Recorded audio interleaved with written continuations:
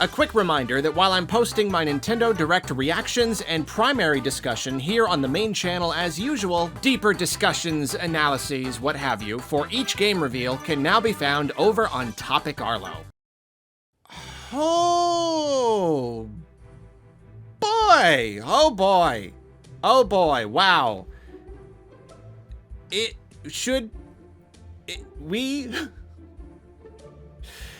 Nintendo Direct. Let's talk about the Nintendo Direct. Shall we talk about the Nintendo Direct? We just had a doozy of a Direct. One of those Directs.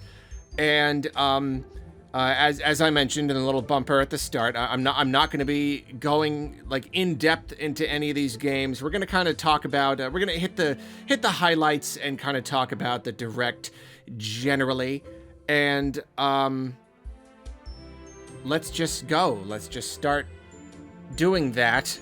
So the Direct begins with a new Mario and Luigi game, and I love the confidence here. Anytime you've got a Direct that with an opening that incredibly strong, you know you're in for a good time. You know what I mean? They're never going to start strong and then peter out by the end. You always know that it's going to be bookended at the very least with some pretty good games. Yeah, starting out with a new Mario and Luigi, we didn't really know what the status of Mario and Luigi was. I never really thought that it was like gone forever. I knew it would come back eventually. It seemed pretty likely, but it feels so good. It feels so good to finally have it, to finally see it. It's got a new art style. It's gone 3D. It's a very big thing. Again, I'll go over the whole entire thing in the other video. But what a fantastic, fantastic way to start the Direct. It sets the tone so well. You know what I mean? It's 2 minutes in and you're already buzzing. You're grooving. You're just kind of like, you're just moving around in your seat. Just like, all right. Like it's all just gravy from here. It's always just, it's the best feeling. Then next they talked about Nintendo World Championships NES Edition, which is definitely not a game that I'm into. But they announced a little survival mode where like you're kind of racing against a whole bunch of other players and they kind of get eliminated as you go along. It's cool. I think that's a pretty neat feature. It's a little unfortunate that you're just racing against ghost data, but I guess I can understand why they would do that. So I don't know. I thought that was at least kind of a neat new feature. Then they announced that basketball was coming to Nintendo Switch Sports. And I don't understand why. I mean, like, just this long after the fact. The game's been out for how long now? The game's been out for 2 years. 2 years later, randomly, they go, hey, basketball update. And it's free. It's not, I mean, like, you know, the game sold a lot. It makes sense to update it at all. It sold so many copies, I'm almost surprised they're not just like, I don't know, $5 or something, like adding sports on for more. No, it's a free update. 2 years after the fact. I don't understand it. There are so many games that could use DLC, and once you reach a certain point, you kind of like, okay, well, that's probably not happening, but I don't know. Dreams can come true. Basketball coming to Nintendo Switch Sports this summer. Then one game that kind of stood out to me was Farmagia, and only because it kind of looks like Pokemon Pikmin-like farming simulator. It's just like it's monster collecting, but also kind of Pikmin, and also kind of farming. And I just thought that was a really interesting combination. I don't know if it is a game that I will be playing, but I commend them for their originality. And then, a real surprise, Donkey Kong Country Returns HD. They're just doing it. We got a re-release on the 3DS, and we're getting another one on Switch. It's, I mean, awesome. It's really, really awesome. Now we'll have Tropical Freeze and Returns both right there on Switch. Returns is a really, really fantastic game, and I'm very pleased that it's coming to Switch. It's probably going to be $60. That's a problem there, but it's good though. Donkey Kong's good. Just another really fantastic remaster for Switch, just on top of all of the other ones. And then we got the very long and coming Dragon Quest III HD 2D remake. A lot of people have been looking forward to this one. Looks great. I mean, like all of the HD 2D stuff, it looks really fantastic. I love the style. I love mixing sprite work with the 3D environments. It just looks really good. And then they also announced a Dragon Quest 1 and 2 HD 2D remake, which apparently 3 is the first game in the trilogy, and so then you play 1 and then 2. I did not know that. But yeah, it looks really great. I just can't believe they're going with the name HD 2D remake. That's the name. That's the name. Square Enix, I love you. I love you. I think you're doing amazing work right now. You're putting out so many amazing games. What is with the names? I could go on a whole thing. What is with the names? Don't put HD 2D remake in the actual title. Whatever. Then we got the obligatory pre-launch Luigi's Mansion 2 HD mention.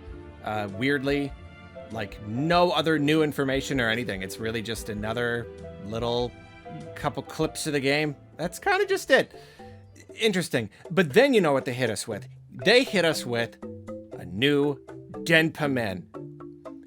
That's right. Not everyone has heard of Denpa, but way back on the 3DS, I loved the first game. This was before Pokemon Go, and with Denpa, instead of using GPS, because obviously the 3DS didn't have GPS, it used Wi-Fi signals. So like wherever you were, it would detect various Wi-Fi signals around you, and each one would generate a little Denpa, and you use AR to like move your 3DS around and catch them and use them in the game. And it was like just a dungeon crawly RPG kind of thing. And I think they made a few sequels. I never played any of them, but yeah, it was really, really funny seeing a new Denpa here. I don't know if it still uses the same concept of the Wi-Fi signals to catch them or what. I know the Switch doesn't have a camera, so you can't do the AR thing anymore, but that's pretty cool. I think a new Denpa is a fun thing. It's fun! Then they announced new games coming to NSO, and what a lineup. You've got the Link to the Past port on the GBA along with Four Swords Adventures, and that was actually the first version of Link to the Past that I owned. Like, I watched my friend play it a little bit, but that was me playing the game for the first time. Didn't really play it on Super NES. And at the time, I kind of thought I was getting on the boat late, but now I'm looking back, I'm like, oh, that was over 20 years ago, so really not that long after the release of the original. And then Metroid Zero Mission, one of the finest Metroid games you'll ever play. Super good, not incredibly long, nice, compact experience. It's really just like everything good about Metroid, just kind of boiled down into one really nice little package. Very excited for more people to be able to play that one. Then announcing 17 plus games coming to NSO, putting Turok and Perfect Dark on there. That's pretty cool. I don't foresee myself being incredibly interested in any of the 17 plus games that were on N64, but it's a cool option. Perfect Dark is a really good game. It's another one of those games I didn't really play a lot. I watched a friend play it a lot. If I was gonna play it, I'd probably just play it on my Xbox, if I'm honest. They got a really good remaster on there, but it's still cool. Then there's Marvel vs. Capcom Fighting Collection Arcade Classics, and I am not a fighting fan, so I did not really get like the significance of this, but I am hearing from the fighting community and a good friend of mine who is also a humongous fighting fan that one of the games included in this collection is apparently a really, really, really big deal. One of those games that everybody has wanted for years and years and years and seemed like it would never happen, and, you know, because of like licensing issues or something.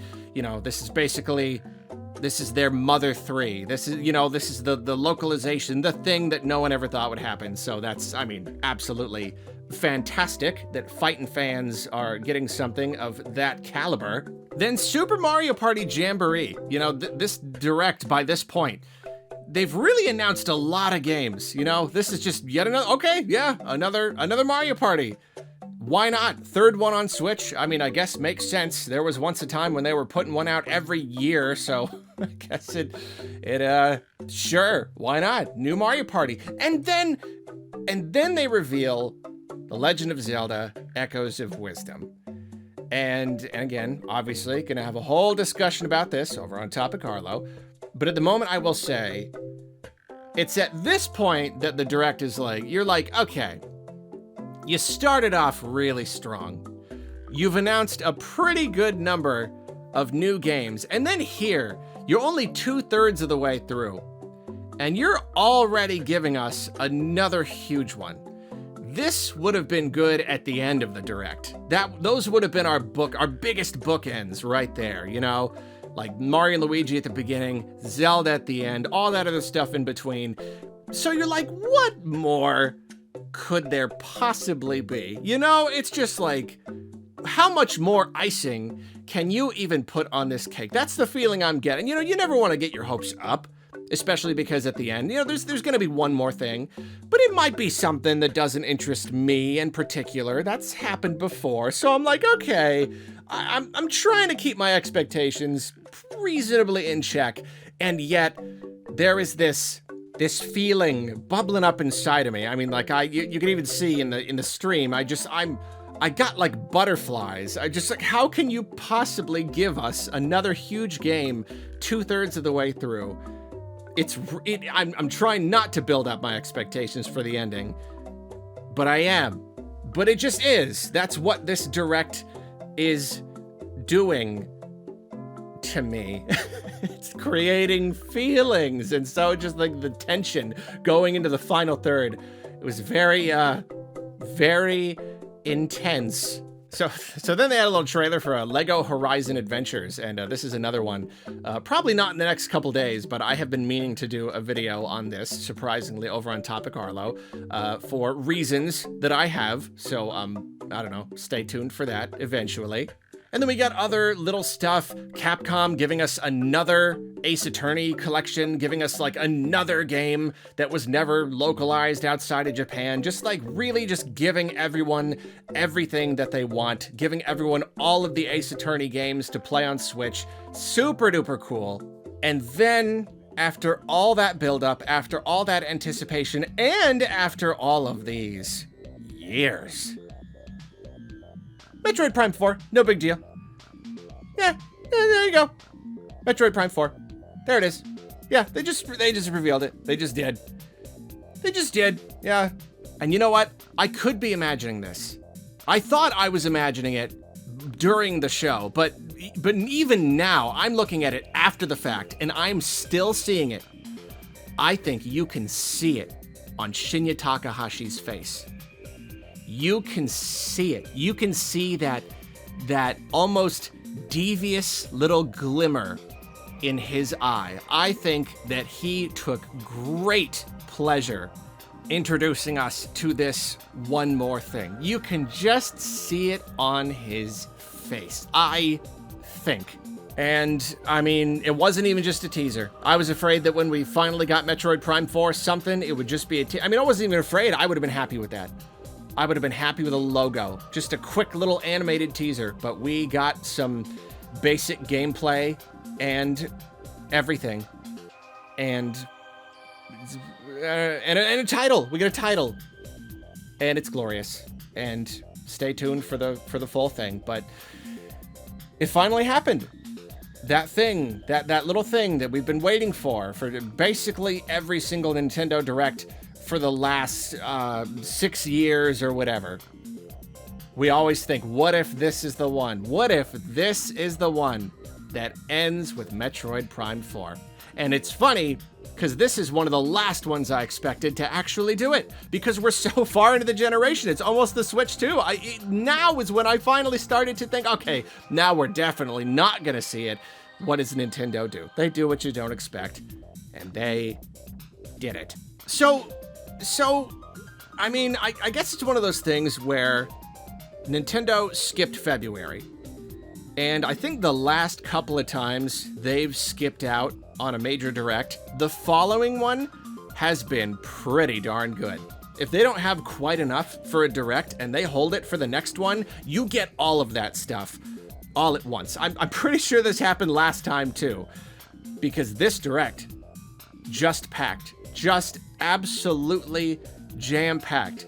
Game after game after game. All of these first-party Nintendo games, these major ones, 2D Zelda and Metroid and all of this stuff. And then like some really good third-party stuff in there too. Just absolutely packed. And I will say, I'm going to take a little bit of credit here. I do my yearly predictions video, and I'm mad because I came really, really close to predicting a new 2D Zelda in the yearly predictions video, but I ended up changing it to something else. However, I did predict new 2D Zelda for my pre-direct predictions video over on Topic Arlo, and I got it right. I don't often get things right, but I finally got this right. I thought end of the Switch's life this year feels like the perfect time for 2D Zelda, and I was right. 2D DK also seemed like a really good bet, but I expected a new one, and we got a remaster, so I'm gonna give myself half points there. Mario & Luigi has also seemed like a perfectly good bet for quite a while now. The last couple years, even with the Alpha Dream closure and all that stuff, I thought it was inevitable, and I'm angry that I did not think of it.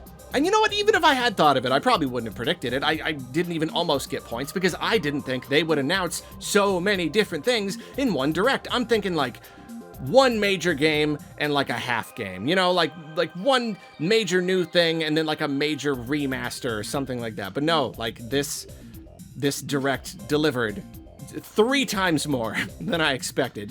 Absolutely fantastic. Easily one of the best directs, maybe ever, just in terms of like the sheer number of big stuff. It was really huge. At the same time, we've said that a lot this generation. I feel like we've said that a lot the last few years. This generation has been a generation filled with really, truly incredible directs. So I don't know, I might look back and see that this one wasn't even that special, but I don't know, that seemed like a special one to me. That was just something. And any direct with Metroid Prime 4, and it's a good direct, and you give us all that other stuff too. This cake has got 4 layers of frosting on it, and it's also like the cake itself has like a layer of the buttercream in the middle, but then like another layer of a different kind of buttercream, maybe like a raspberry one or something. It's got like multiple layers, and then all of the frosting, and then like stuff on top, and a big flower, really big frosting flower right on top. That was this direct. Let me know what you thought about it down in the comments and all that good stuff. And I gotta go. I got so much more work to do. I streamed it though. Did you know that? This was the first Nintendo Direct I ever streamed. It's really fun. It's been so many years. It's been so many years of people trying to get me to stream directs, and I never did it, and I finally did it. And it feels good. Maybe I'll keep streaming them. I guess I'm not 100% sure yet, but probably. It was loads of fun. Absolutely loads of fun. Seriously, I got like 100,000 million trillion videos to do. I gotta go.